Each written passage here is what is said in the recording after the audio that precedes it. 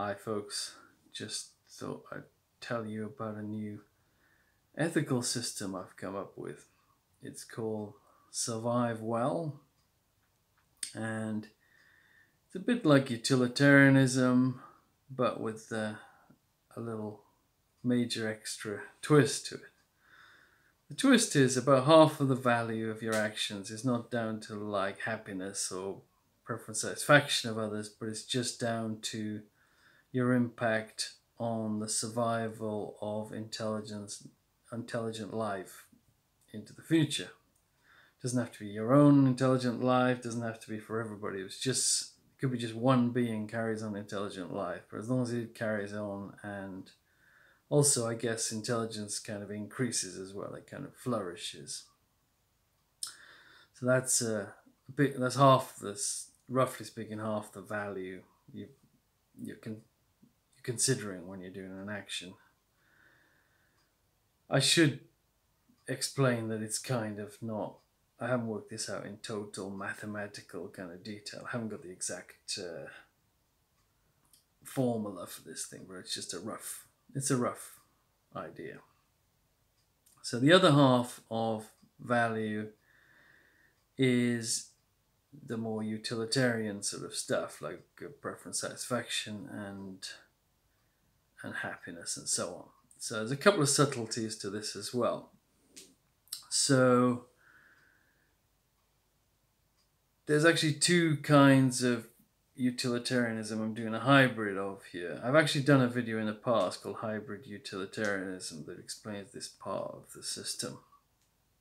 But roughly speaking, you want to maximize people's preference satisfaction, but also you want to, when it comes to making new people or AIs, or deciding how people are going, what their tastes are going to be in the future, like particularly if you're doing like genetic engineering or something, I don't think you should maximize people's chance of preference satisfaction in the future, because it seems a bit weird to just make people will want to do things that will be easily satisfied. It seems you'll just make them want sort of trivial things.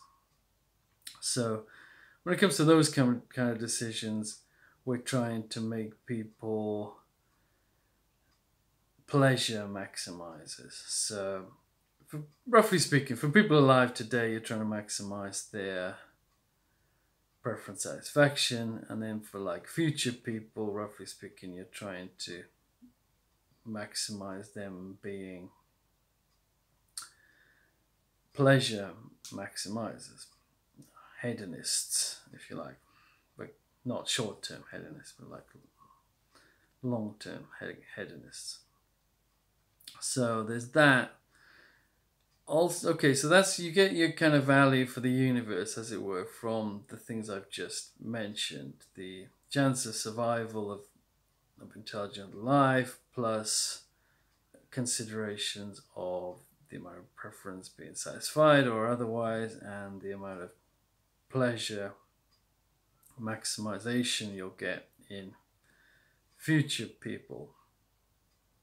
But then, okay, so you get a kind of number. Then there's another complication to do with what you might have heard of as the total versus average view within utilitarianism. So if the value for the universe is negative, I think we should take a kind of total view. So you just take, you've established there's negative value, you've got a negative value universe, but then you want to try and just make the total amount of suffering or chance of destruction of the universe and chance of people wanting pain, put that all together and just try to make that total amount as little as possible. If, on the other hand, the value of the universe turns out positive under this system, under these considerations, I think we should take the average view. So, or rather, if if the population of the world is over a certain amount, let's say it was over 10,000 people or something, if the population isn't really small, then I think we should take the average view rather than the total view, if it's all positive. The reason is, I think that if you got a lot of happy people, basically, it's kind of good. You shouldn't like risk bad things happen to get like more people alive just so that they can be just as happy as the other people. I think when it comes to positivity, I think that just the kind of intensity of it should count more than the actual total amount. One objection to this is, what about if you kill all the least happy people? That will raise the average. I think the way we get around that in this system is we just attach a big value to killing people. So, and that's not normally the pure utilitarian thing to do. Is not put negative value on killing. But for this average kind of view to work, you have to do something like that to not have this killing everyone except the happiest people kind of thing. So that's it. There's one last caveat to do with infinite sort of scenarios.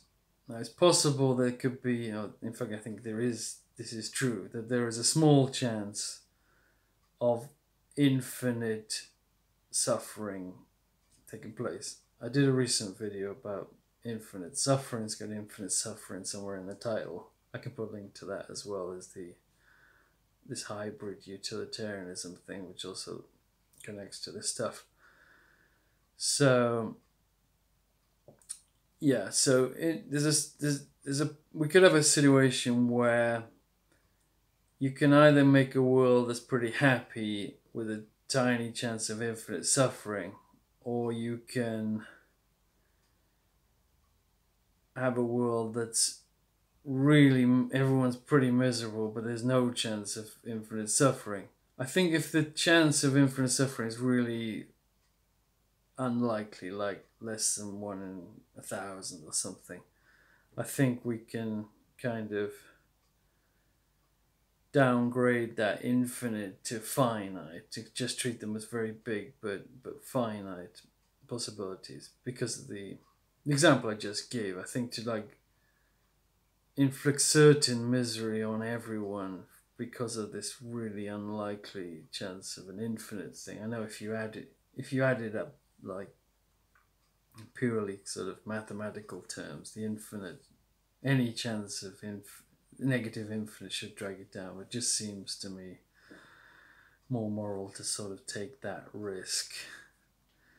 Anyway, that is my system, and yeah, I kind of struggled with it because of this stuff I was talking about in this infinite ethics video, and that's why I've ended up putting this survival of intelligent life, which is the survive part of the SurviveWell name, just sticking that in there as a kind of sticking plaster in a way. But I was just really worried about, I don't want it to basically destroy the world if I think it's people's welfare is dipping slightly below zero kind of thing. I think that killing off the whole human race, or killing off the thread of like intelligent life in the universe, is a pretty serious act. It's analogous to like killing yourself. If you thought that your life was probably going to be slightly more miserable than not, though you didn't really know, I think it would be really drastic to sort of kill yourself. So I've kind of put that kind of consideration, baked that consideration into the ethical system here. Anyway, hope you found that interesting. If you disagree with it or agree with it, please let me know. And wish you all that you survive well. All the best.